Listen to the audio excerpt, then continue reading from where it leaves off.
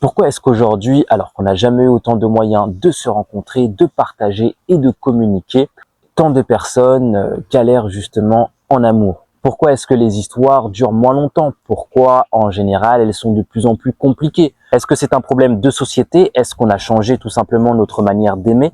Ou bien est-ce tout simplement la méconnaissance de nos énergies qui influence grandement nos relations? Dans cette vidéo, on va explorer ensemble les difficultés des relations. On va parler de psychologie, de société, mais aussi de numérologie. Parce que le moment où nous sommes nés ainsi que la date de naissance influence grandement les choix que l'on va faire au courant de notre vie. Sur notre manière d'aimer, d'attirer et parfois de répéter les mêmes erreurs. Chapitre 1.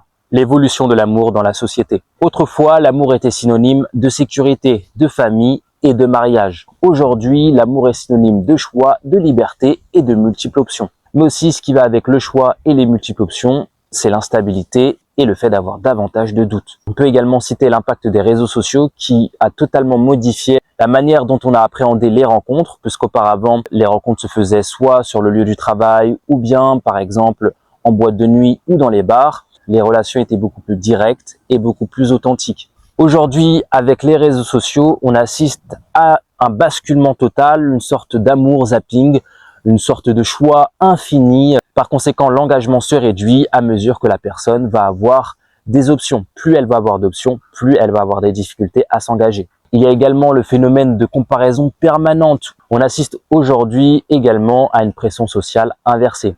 Avant, il fallait simplement être en couple. Aujourd'hui, il faut être dans le couple parfait. Et il y a également une nouvelle trend, le fait tout simplement d'être dans un célibat assumé. Conclusion, le contexte social actuel crée beaucoup d'instabilité, mais ça ne suffit pas à tout expliquer. Chapitre 2. Les blessures émotionnelles et le poids du passé. Beaucoup arrivent en couple avec des blessures, comme par exemple la peur de l'abandon, la peur du rejet, la peur de la trahison. Des blessures qui ont été notamment provoquées durant l'enfance ou l'adolescence, et ces blessures vont influencer les choix amoureux, souvent de manière inconsciente. Une personne par exemple qui a peur de l'abandon va constamment attirer des personnes qui ne vont pas s'engager avec elle. Elle va attirer des partenaires fuyants. Et c'est justement là que la numérologie devient intéressante, parce que ces blessures résonnent avec des schémas énergétiques. Chapitre 3. Introduction à la numérologie et à l'amour. La numérologie, tout d'abord, est l'étude des vibrations des nombres liées à votre date de naissance. Par exemple, les personnes qui ont un chemin de vie 1 vont aimer diriger. Ça va être des personnes qui vont aimer oser prendre des risques, qui vont aimer prendre les devants, ouvrir la voie. Ça va être donc des personnes qui vont avoir un esprit de leader et donc elles vont avoir du mal à partager leur pouvoir. Comment calculer son chemin de vie? Alors tout d'abord, comment calculer son chemin de vie? Le calcul est très simple. Il va falloir additionner votre jour de naissance, votre mois de naissance, ainsi que votre année de naissance. Vous allez obtenir un chiffre qu'il va falloir ensuite additionner. Donc par exemple, si vous obtenez 38, il va falloir simplement additionner le 3 et le 8 et vous allez tout simplement obtenir 11. Par exemple, les personnes qui vont avoir un chemin de vie 5, ça va être des personnes qui vont aimer expérimenter différentes expériences au cours de leur vie. Mais ça va être aussi des personnes qui vont avoir une peur de l'enfermement. Pourquoi la plupart des personnes galèrent en amour selon la numérologie? Beaucoup de gens ignorent leurs vibrations personnelles. Elles essayent d'aimer à la manière des autres et par conséquent, elles ne respectent pas leur énergie intrinsèque. Par exemple, une personne qui est de chemin de vie 5, qui recherche la liberté, qui essaye de vivre comme un 2, qui quant à lui recherche la fusion avec son partenaire, équivaut à une souffrance garantie, puisque le chemin de vie 5 va souffrir de son manque de liberté.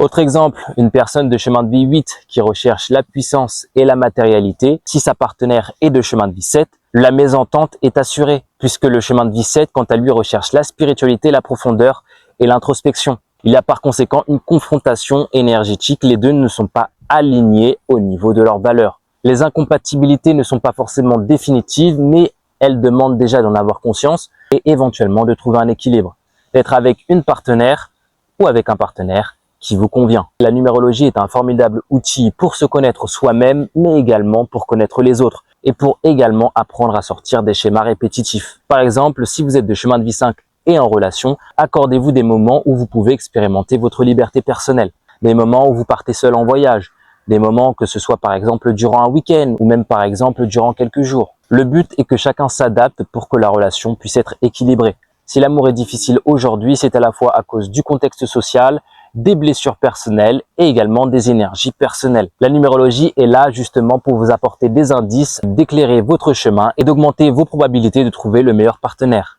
Si vous voulez aller plus loin, n'hésitez pas à réserver une consultation privée avec moi. Quant à nous les amis, bien évidemment, on se retrouve pour une prochaine vidéo.